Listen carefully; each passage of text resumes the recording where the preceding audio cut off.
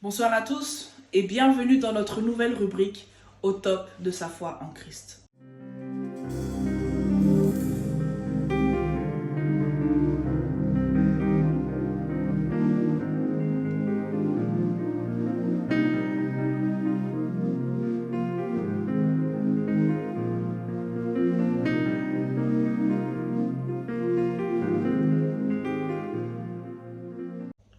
La Bible nous parle de Abraham, celui qu'on appelle le père de la foi.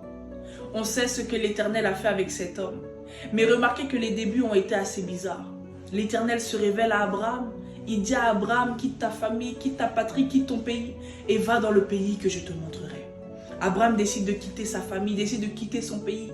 Mais remarquez que lorsqu'il quitte sa famille et son pays, Dieu commence à lui faire des promesses. Je rendrai ton nom grand. Je ferai de toi une grande nation. Ceux qui te bénissent seront bénis. Ceux qui te maudissent seront maudits.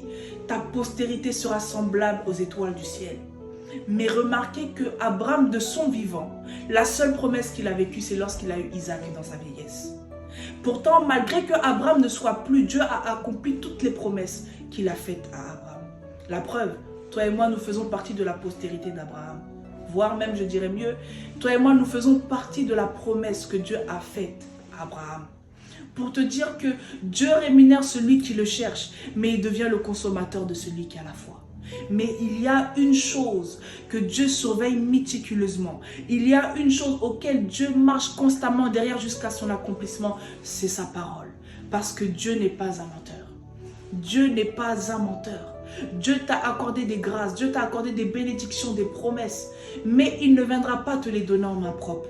Ta foi te fera posséder ce que toi-même tu attends de Dieu. Et même si tu ne vis pas toutes les promesses de Dieu, tes enfants les vivront. Abraham ne connaissait pas l'Éternel. Abraham ne connaissait pas l'Éternel. Lorsque l'Éternel lui a dit de quitter sa famille, son pays, Abraham sortait d'une famille qui pratiquait l'occultisme. Abraham ne connaissait pas l'Éternel. Mais ce qui a fait que Abraham a décidé de suivre l'Éternel, malgré qu'il ne le connaissait pas, c'est parce que lui-même, il avait foi en l'Éternel. Pour te dire que la foi ne s'expérimente pas parce que tu pries, mais la foi se vit parce que tu as cru. Peu importe le temps que ça prend, reste fixé sur les promesses de Dieu. Peu importe le temps que ça prend, aie les yeux fixés sur Jésus. Peu importe le temps que ça prend, aie les yeux fixés sur ce que tu espères, parce que Dieu n'est pas un menteur. Non, Dieu n'est pas un menteur. Dieu n'est pas un menteur.